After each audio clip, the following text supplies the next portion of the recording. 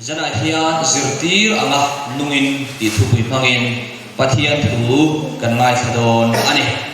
pathian thu thiang lim ilo ngai tha chanchin thra zuhana bung khat chang li ama chuan nunna aom chumin na chu mihring te enna ania ti hini se lalpana thu kan za tan nong sum ose amen ole zana hian ngun taka kan ngai tua ka tua ring tu te nun dan tu Isua Krista zirtir te nun dan tu kha kan zir chodona zona pun khat chang le kan huang hian lal Isua Krista chun na ania lal Isua Krista nun na chu itan le katan enna ani chu enna chu en tin nge kan nei thiang kan ti chuan nang le ke hian lal Isua Krista kan nei chuan chu enna chu kan nei don ti na alo ni Pastor Joel chu ni en tin nge lo ti pathian I hriat na chu athu bo theilo midang te ta na mal som na ani turani atini zana hian nang le ke hi midang te ta mal som na kan ni em ti hi zo tai la midang te ta na mal som na ni ro phurip kan ni rem chuan eng Krista kan nei lo ti na ani lal Isua Krista nun na chu kan nei lo ani chiam takin chu ta chuan alang ani lalpa zol nei chuan en tin nge ti le tha pul le zol nei ti a chuan an shwai tu angin phun lo om ze la Krista zu tu te chu khovel eng an ni tur ani pathian ta na eng ni tur hian nang le ke hi min ko wa bung tla ko shan hian nei to tai la sang pi le pakwa sang ni som vel chen ding ta ai kum som zen zon su lo ding ve ta sumi chang su lo chia chan tai la ring tu kan ni na in chan na ang lo ni ta se chia chan na lo hom tai la voina hian eng ang takin nge kan chi chua han zo te u voina hian eng ang takin nge khatilai eng kan huwa kha midang te he na kan chi chua ti kan in zo avan pui mo tak tro chu eng chi chua chu eng angin nge ta thok ti po kan nei to ngaya eng hi kan lo la chi chuak lo ani chuan kan nei to chian angai ani unang teu zana hian kan nun cheu hi tu in nge min shuai le inun kan nun tu in nge shuai ina te na thona te sikul kalna te sikul huna te bazar te le mun da te po Krista zirtir tura ko kan nia zana hian chu tia ko kan ni na chu kan hle dem le tu chu kan ngai tu angai ani inun shuai tu Krista ni em kanun shuai tu Krista ni em lal Isua Krista shuai tu tan kan thang ani ngai chuan kan eng hi mi te mit buak eng ngei don chuang chuan pathian mi ni na hi thu bo thei ani lo ani zirtir kan ni na angin kan nun hian eng a chi chuak tur ani zirtir ani phalo hi kan omam ti ho om khop maya eng tin ye lo pa zo le chuan alo soi le lo ena historical sketches a chuan ti hian lo soi ni pathian zom tu apiangin midang hena eng a chiang eng pek chua tu nei lo anom chuan eng pe tu ne an in zom lo ti na ani mai ati eng pe chuak tu lal Isua Krista ania chu eng pe chuak tu chu inuna kanuna alal pe ro chuan ke ni mi hring ve me hian eng pek chua tu kan nei lo ani lal Isua Krista awanga nunga che kan nia Isua Krista awanga herong bolan na poi jel thei kan nia Isua awanga nung kan ni chu lal Isua Krista chu kan nuna hian alal berem ti hi zena hian in zo ta u hei chen hi Isu Krista nung zui tu kan lo in ti ve to a mani thang kan in zo teng u ei pe tu Isu ne in som na nung kan nei kan lo la nei lo ni chuan zan tang hian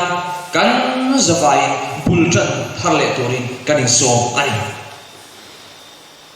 Pastor Joel Khan tiang hian athil ton arong soyani dung khat chu Kenya huwa chuanin an kausan upa pakhat vuina akalani chuta kausan upa vuina akalna chuanin chu kausan upa no pui thu sei chuanin ahne emaya midam te po chu ahne ani chu mi thilum a khoi ema tiang hian asoyani upa no pui chuan kan in nei na khan min mangai turin a intiama ti chuan a thi khengin ti tak zetin min mangai nei ati Christian le kausan upa ani agin kha kausan upa khan anun dan tur dik takin anunga anu pui fanau te ne na chuan eng achia chu anu pui fanau ten an phutat zena hen kausan nu le pa te kan fanau te laka hian ne na hian ko ka tiang chu eng kan chi ve em kan in zo mat pui mo em te u pathian ma in chu chiang emin he ko san upa hian alan chuak pui ani chu anu pui chu ani lo mu in pathian in apmangai na te asathiama athi khenga pathian ta na rin om turin ani poka asiam thei tat mai chu wang chu kan e chi chule kan nun chua pui mang hian mi te na hian dang lam na kan khen thei ani thei hian Isu zui tu ni na chu zena hian la Isu Krista zui tu dik tak nge kan ni apmingin asat le in la Isu Krista kan zui ti hi in zo tang u min mangai tu Isu Krista hi ti tak zetin kan mangai pathian in mangai ti lak mangai kan ti liam mai thei zui len renpo Isu ai mangai ti la mangai ati thau ma se anu da khan pathian mangai na lang na pathian thu angin anung thak lo chu wang chu ring tu te kan nu na hian pathian kan mangai lo alanga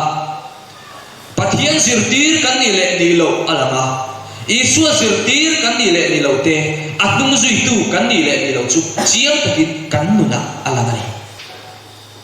chu wangin zara hian mun taka kaning ngai to angai ani kan Bible chuan in theng yalo soi zona le khaton pakhat na pumli chang re da chuan mangai na nei lo chuan pathian a shelo pathian chu mangai na ani sia ati mangai na nei lo chuan pathian a shelo ati zara hian mangai na kan nei midang mangai thei mia alo midang huwa tlak mo midang rem thei mia lo kan na nei ani chuan pathian mangai tu pathian hi kan lak mangai tak lo ti na ni ani chona zirte na hanin tinge ti kha kan mel ma ti kha mangai turi min ti tro min ti du da tu te po kha trong chai sak turi min ti ni chu lali Isu Krista zirte na ania atung zui tu kan ni si chuan khu ba la tu wai na te hi mishinga chuan ola ni tro omsa an mishinga chuan omsa chu khu ba la tu nei ma se pathian chu ren tinge ti khu ba la chu khu da ro ti chu wang chu pathian ni kan mangai tak em le mangai tu Isu Krista hi kan nei tak em le thlai te win zo teng u o no pang te po pathian ni kan mangai tak em kan mangai ni chuan kan nu le pa te thu kan oi nge to kan pathian mangai pathian ani a mangai na ani midang mangai thailo tu chuan eng ti kong ma in anuna pathian mangai na apuang chuak ngai lawa anuna po lali Isu Krista anei lo ti na ani mangai na lo chuan pathian a shelo ati thak kan Bible tro zirtir ni anga kan nun dan tur chu pathian mangaya mangai na ne na rong pol hi ani ko shana hi ni ang nge rong kan pol le ngai to le lok te bu he ko shana hi rong pol na kan lo chil ta a rong pol ka sang kan chila chu kan rong pol na he ko shan ta kan chila hian eng angin nge kan lem ti hi zela hian in zo ti la ka du ani chu tiang se ni hun ruat na kan hanin pe a hun ruat na min pe ka hi eng angin nge kan lem kan hun ruat na kan hen reng hian pathian mangai na pathian avati kan tu ani ko shan rong pol na po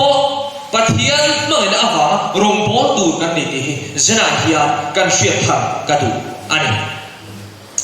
zirtir ni om sia chu enge ta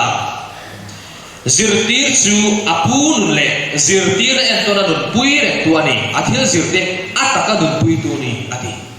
zena hian isu krista zirtir tak kan niam le no pang te po tu le paten min zirtira kan uten min zirtira tro chol dia kan in khong pathian thu te kan in zirtira ani le chu zirtirna chu kan zom em le kan nei tu angai tholai te po chu tiang pokem kan nei tu angai ani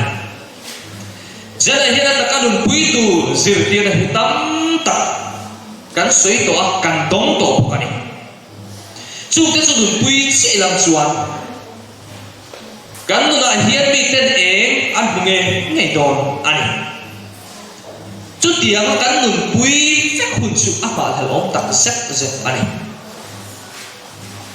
tunge kan em ton le jana hian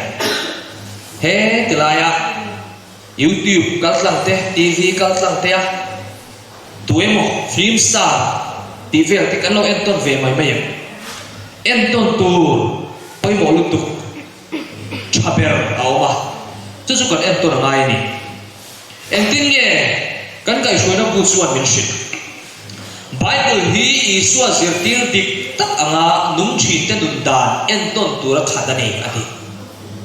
azirtir le anun chu an em ton ani lali Isua Krista zirtir le anun chu nang le ke hian kan em ton tu ani ya su chu kan ti lo suan kan kal suan tinani tu nung nge kan em ton lali Isua Krista nun kan em ton angaya chalai te hian in idol kan nei thin a tilo du deuh kan nei thin film star te in action chu zai thiam te an zai dan te kan zira an ti dan te kan zira an hairstyle te anin cheina te kan la chu kan idol ani an ti dan kan en ton le chu ma se kan Bible chuan en ton tura min ti chu enge Bible pathian thu Isua Krista zirtir le Isua nun sang su en ton turin min ti ani chu chu zirtir te na kan ti tu ani zana hian hay kan tlang wal te tunge kan en ton loin so tro o kan nun siam thata tu le kan en ton ta na kan zir tu hi kan ban pha kan hu pha ka hian a om re chu chu enge Bible ilai ron soyang hian he Bible hi kan en ton tura khat ani ti oi mo tro chu chu kan siar ngai lo suan en ton tur kan nei na thu thum tharami thu thum luya kan la zon chung chuan Bible kan la siar ngai lo din ani o tan la kan ngai tholai te so pathum kan pel to chuan mo Bible kan siar thiam vek to chuan kan chan angai tak set zet ani chu tiang ani chuan em tin nge ni am kan thian te em tin hne na em tin nge chan sin tha kan hril theya ro zoli Samuel kha so pathum ani in pathian ni no tuna chuan hei so panga so pasari in chho to a pathian piak po thei khopin pathian hne na hian kanin hlan achulani rinda ko ma hian maso tur kan nia ni tin maso tur kan ni engkiare nge maso lovin kanom do kanin ngai tu angai ni maso lo hian eng tia rai nge kan om to tipo loin zo ta ila buntam taka chuan bible po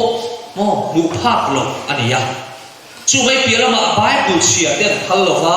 anin khapa chu tiang chuan hun har sat tak an to ani keini thu da kol tu zo te hian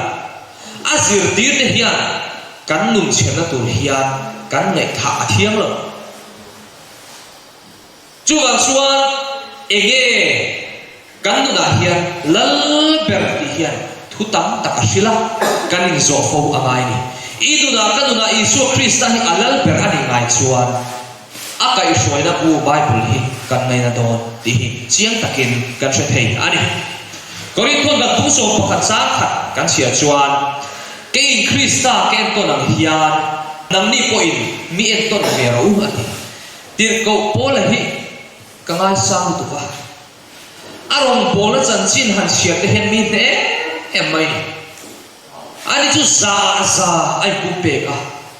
pathian tan thi uamin rong apolani let's like in chiat te bula nu le pa ta poni se min zir tu ni ro kan ti ve the em le eng ko nga ko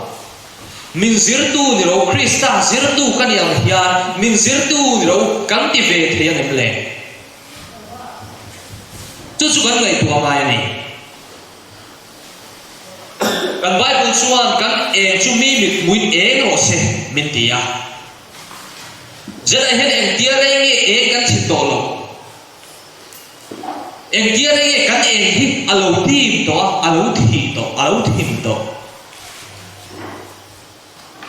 chu wang chuan zir tu kan ni angin midang te tan po zir lai ni kan ni da tu chu ani isu a zui tu te chuan en ton tla nun kan nei nge angai ani Joshua khan in teng ye lo soi le bung som ni pali cha som panga khan tinlal pa rong bol hi a thalo o manga in riat chuan voira hian tu rong me in bol do thang mai ro in kha tu ten luira la arong an bol thin pathian te khange in lo ram amor ho te pathian te kha keile achum te ro hi zongin lalpa ro ni kan bol do ni atia atini jana hian du kan thang fel do le khovel rong bola mani du dan ang anga sing nun man kan thang do nem nge dia lalpa I thuang zel in ka chunga thang ro se namma du dan angin kan nu ve to nge ti in nai tlong takin pathian rong bol hi kan thang do le chu chu kan du thang na ai patani unang tu he hun mor do taka hian lalpa rong bol su thangin ama khopui turin ke kan pen ve do lom ni thalai te pon ti tu kan nei he ni ko a hian rong bol tu kan la lu tok ani mani tu zong kan omai mai chuan eng tin nge kan thara mon kan so manga eng tin nge mi te tan mal som na kan ni anga mi te tan eng thi chuak tu kan ni a bible in thu min pek poi mo tak tak awma no pang te tan thalai te tan nu le pa te tan le ko sam shoi tu te tan bible hian thu kan zom tu min pe ni engting nge tirko polan fsc akhan lo soi bunga chang som ti panga chang som thuma khan pasal te u in nu pui te phang ero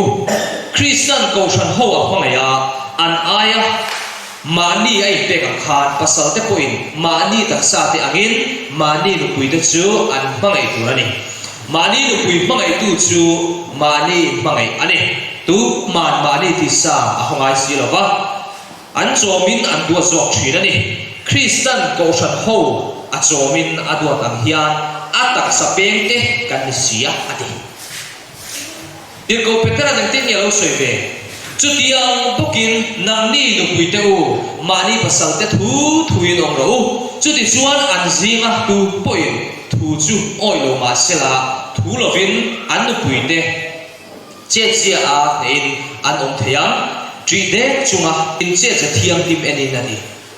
kan nun zia kan chet zia athiang thum tur ani poimo tro chuang chuan nu pa hi in pangai ton turin min shilok loma nu pai pathian pangai nan min phur kho angai ani chu tiang bukin nu le pa pa le fa nu le fa te chung kwa koi pathian pangai na ina min phur zom lo chuan in hir kho na atam ema chung ke dan na atam ani tin no pang te po engting nge kan bible na soile le no pang te ka kan huvek thiam it share ule efesi bu chang ka lang chang thum le arwal kan share o no pang te u lalpa chuan in du le in pa te thu zom ro u chu thu dik ani sia inu le ipa joy moi ro chu thu pek tiam nei pa saber ani chu ti chuan ita na thanga leya hian idam rei bo kang avan poimo ti ro le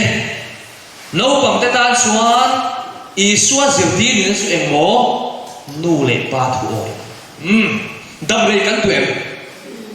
dam rei kan du chuan kan nu le pa te thu kan oi angaya te chuan an thu pek te chu kan zom angaya thil tha kan ti angai chumi tu chuan nu le pa te mo phu nei asang ani fa te nu le pa te thu oi turin nu le pa te kan zir miao lo chuan em tin nge kan thu oi ya kan fa te suwa ron pola nu le pa te kan filim chuan si lo chuan ka soi fo thin kha helai suala kha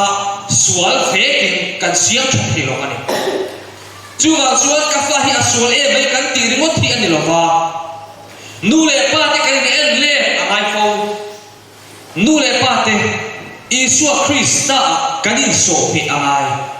chumi lo chuan he ti lai sual kha en ti kong ma in kan nam thei do lova kan ne thei do lo ani chuwa ngin helaya po hian nu le pa te kan poimo e mani ti kan shita ngaya no pang te po kan poimo nu le pa te thu zom turin nu le pa te thu zom na su pathian thu zom na ani ya pathian thu oi na ani ti kan shita ngai ani Timothy le thon pa hata pungli chang so ka nia thalai te tan o ino pan na tu ma in ngai ne su se thu soi ko ma te che che ko ma te mangai ko ma te rin na ko ma te thiang bin na ko ma te ring tu te te pu tu ni zo kam che ole kan thalai te zen he iri enge i thian te ne na i thian te ti hu tu thil tha ti hu tu kan ni thei do lo ni tro kan hun tha zong cái mà ni nom chen nan cái mà ni du ti na kan phan liam mai chuan eng tin nge midang te fe na thil tha kan ko hu theya kan ti hu theya thalai te pon kala do pang e mai tia chuan lam kan siam hi pathian ne na pathian mit hwa chuan lam atling lavani ko shana akula tain karin pam tura ni ti ka soidu oh thalai te kan ko wa ti turo piangin a oma piang chu kan len turani chu tiang zerin kan nau zok te ta en ton tur kan ku chia don alo nia kan chunga ti tur lo omin tlan san mai lovin kan ti zel khan o thatta ka kan ti zela kan lo hen zel khan kan nau te zo po khan kan ti ang khamiro en ton dona nakina hun an ruat ve phuna po an ni po khan aro ti ve zel ton ani chu wa chu kan zawai hian zirtu kan ni angai Isu Krista zirtir kan ni awangin lel Isu Krista nun thoi na nun te ingai tlom na nun te kha kan nei angai ani chu wangin kan zawai hian kan poimo vek ani engtin nge Peter an suan alo soile Peter le thon phan na bunga chang ta na chang ni chu ti chuan inzima ko shan upa te chu ke in upat pui Krista tuan ta tu ro pui na lo lang tur chang ve tur hian ka fian se ati helai kan cholok te a Peter hi chuan a in hre chiang tira u hetiang hian kan in hre chiang ve ngem tir ko phola poli thau Peter a chuan in tinge ti Krista tuarna te hretu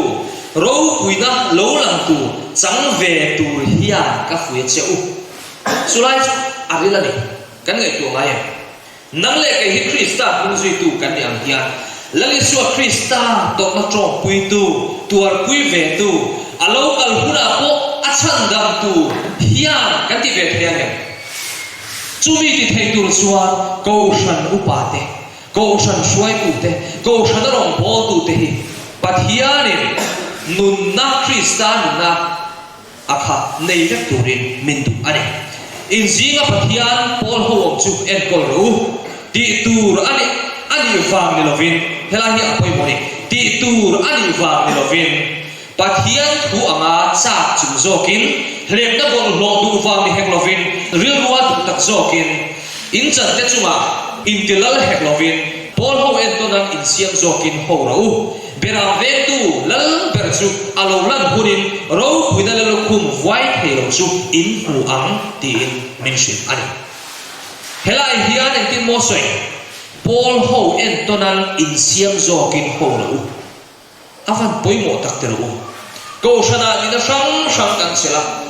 kan ni na sang kan sel te hi pathian ne Krista ne isuwa kan ti se apoimo ani chutiang selen en ton tla kan nu na ai ko shan suai tu ber en ton tla kan lova rui lowa alo fin him lova emo no in khom alo thul pho me chuan em tin nge nia chutiang selen ko shan suai tu si in khom atlai ren mai po atik chuang lo ani kan zawai kan in en fi angai ani ko shan ani na poimo tak chil ta ta thu cha poi mo avan ni tak em tero he hi kan mo phur te hi pathian thu anga cha chung zo kim ka thok ve do lo ni zan tang hian phu takini thokila chutiang selin biak in te hi pan ne he lovin phur takini panila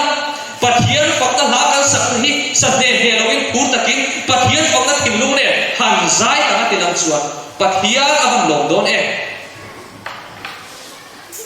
kan du tang hian mi ten chu ta chuan eng anon mudon ani tum khat chu reek online sabat nia cholnia kan in khoma e chuan ai lova chum ko khat kan member ten oma anni ho chuan kan in khoma ni anni kha annu le pa ta kha uitin chun ni maya te chuan fa pathum an neya fa pali an neya chu ho den so kan in khom ani te chuan kei le ka thian pa sa te ya ania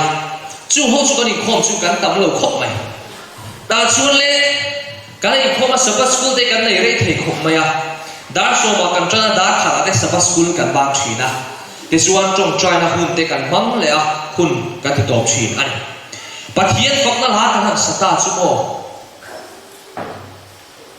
then oma mi te khan to tu in nei mia in van tam hmel em lo ti ni chu thin lung le ti tak zedin khamini khan pathian kan faka zai nuam kan ti em van ti ko ten min lo zai pui ani lalpa fakin ro se zela hian ke ni te van ti ko ten min zai pui am sa lu tu kanin khom na huna ten van ti ko ten ro khom puya lim taka kanin pol ho da ron tel ve am cha thina ma se kei ma ni hian kan phok tiang thina ni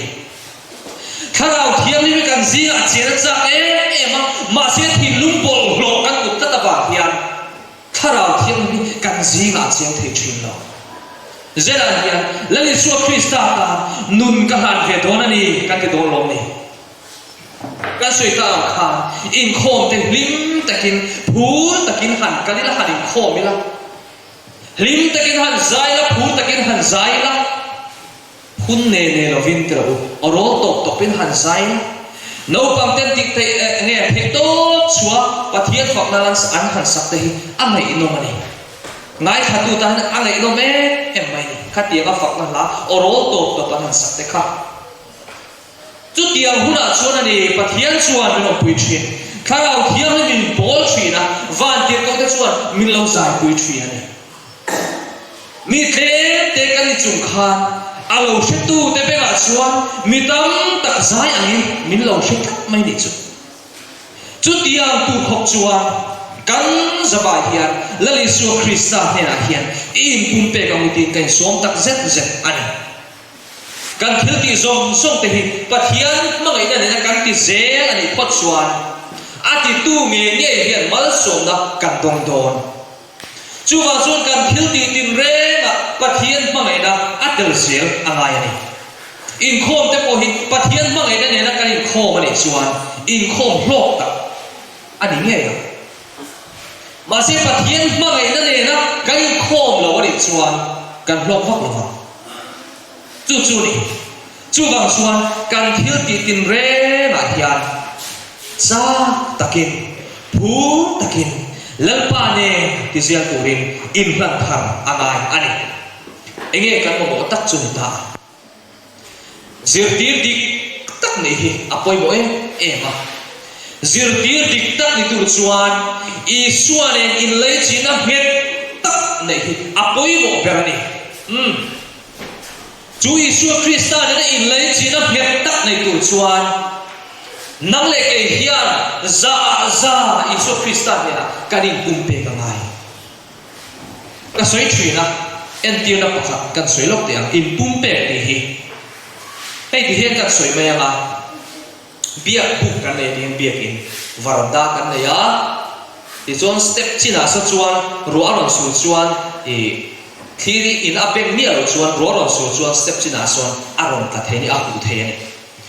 ti chuan in pora kan oma ro aron sura biak in chuma kulu chuan varanda po ni ro se kul biak noya ka kal chuan in ka him don ni ka pum hian ka him don ni ti sharangila varanda kan pela step china son ding tatlat mai la ban di ko thi phang lu ti la kan puin kan himangem kan him don no tro kan ban kan ro lu te kha chu ahula aba zong kha chu ro in minnan ku fek don ani in pum pe no nom sia chu enge ka pumin phul hlia pa ka lu ngai ahul china ka tin angai ani chu tiang chi chuan lali su Krista in pum pe nun nei na chu kan sa zong te kan du zong kal sa Isu Krista du daran tu ra in pek hi ani thilum zong na hi ani tu lai thang thara chuan hei mobile kan nei hloma he mobile kan nei hian min e china sa em mai thalai te chu chuan pathian kan in pum pe theina tu hi ata na sang tu ani hei games khel chuan kan hriam tro kan han khela kan khel lak lo to chuan ngoi ro kan tok thei lo chu enge setana pum na ni kan hun tha zong kha na e ra la du hun kan tok thei to lo wa a ge ma kha zong ma lo chuan khel amai buk sia in chung ko sang he in ho na tam na per chu thalai ten games an ke ni ani to ni chu la chuan he tiang ko ma de kan hak thar amai thalai te sẽ thế hian công sang in ama kan hlat na tur kong hi azoma afin zia hi kan ngai tu mai ni chu tiang la ta chuan kan ma mo per chu enge azong chan huama Isu Krista in pumpe mai hi ani lali Isu Krista in pumpe nun kan nei chuan sẽ thế hian min he thei don lo he nin nunga hian setan le atil ko te suanin ring tu te su an boral theina turin hip tu thatak tak aron chok chuaka aron siam chuaka chanda mani lo na akminga ring tu ni versi lum tak si lo an om theina turin na athak thina ni setana le atir ko te chuan darka som hi le pali na thoka nang le ke hian kan rim na te kan chan dam na kan gon him theina tur hian Isu na in le china tha kan nei the tur hian darka reng zat nge na kan tho ve pathian le na in zoom na het zo rin na chak zo kan nei the tu hian pathian tan hian dar kar eng za nge ni khada hian kan pek ne setan suan dar kar som ni le pali na thokani udau te u kan in nei tu ha awan pui mo tok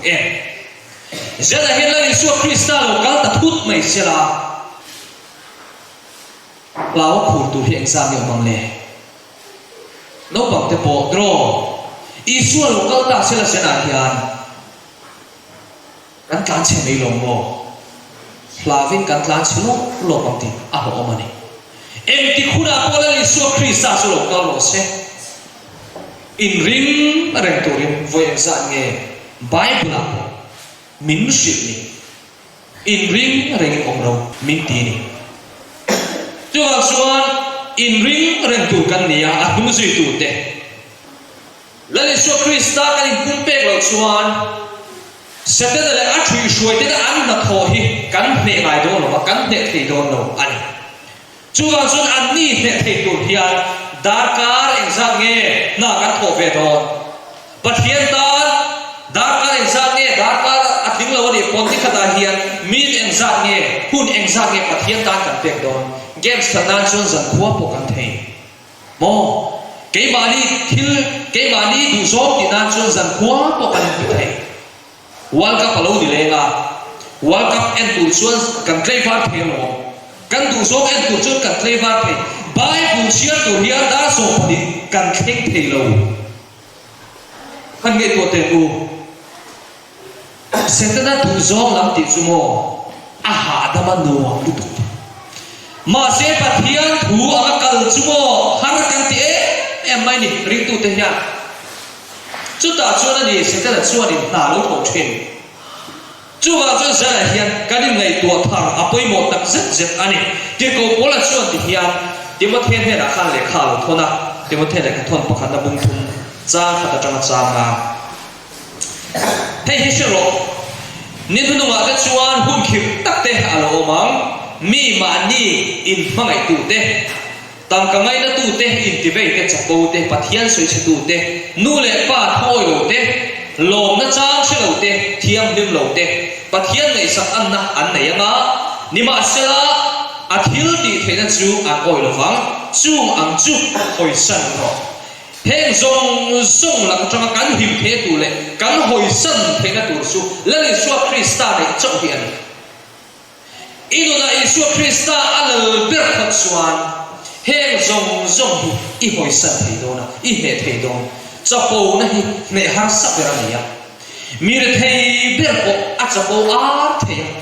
mi ho sa tak ko ho sa na wangin a chapo thei ko ka eng ma nei lo ko eng ma nei lo ba khan atlo phare re lo a chapo thawani la Isu Krista nei tu chu eng ang pon ho sa ro se atlo tak an kha chuan chuan heng zong zong ne theina chu Isu Krista so hiani Isu zena hian kan in pek don lom ni Isu kan in pek na chi ne na omani Isu Krista chi hian na soyam khan ne na chu oma Krista in pek na lu kan nei lo chuan chu ne na chu eng ti ka ma kan chang don lo eng ti nge la pa zo ni chu na ti tesum ne volume patin na phek za som ni porkle za som ti pasaria chuan Krista zui tu chu van ti go ten anon pui thenan khovel eng khovel ta na thok tu le nun na lung ani turani an ma nia chuan thu tak le fel na luang tlang ro se ti van poi mo zene Krista fel na le thu tak chu kan nu na luang tlang tir ka thal ve do ne Isu Krista fel na le thu tak he kan nu na luang tlang tir phal tu chuan mo khovel la kan sa zo te kan hil ti du zo pai angai kan chut sa angai khovel le la kan in som ne kan chut sa angai ni unau ke u enge ka thang don Joshua ina asoyam kha tu rong nge kan bol don pathian rong nge kan bol don setana rong kan bol don chu chu kan tu than na ani zena hian kan in ha thar the in nei tu kan thin lum bu sela kan thin lum siam tharang ku Krista nge kan than dona kan khovel don he hun mor do taka hian lal isua thok pui tu dia ata chawa nun kan tu ve don lom ni chu diang tur chuan kan in tum pek ve don lom ni lalpa nun zui tur chuan khovel le na kan in khun zom na zom ni kan chut cha angaya zanen isu krista tan idun ingat ve phale le isu krista tan hian in tum pek ve don lom ni orang tu in ngai to lal isu krista chuan min zui ro tin min soma adung zui turin zanin thengin min la kova min la som ani he som na omoi tak mai hi zana hian I chang ve don lom ni chu som na omoi tak chang tur chuan kan thilung kan ril ru kan ngai to na zong pathian ne na hlang chu turin kan in som ani lalpan na thu kan soite kan zatan mal som ro se amen.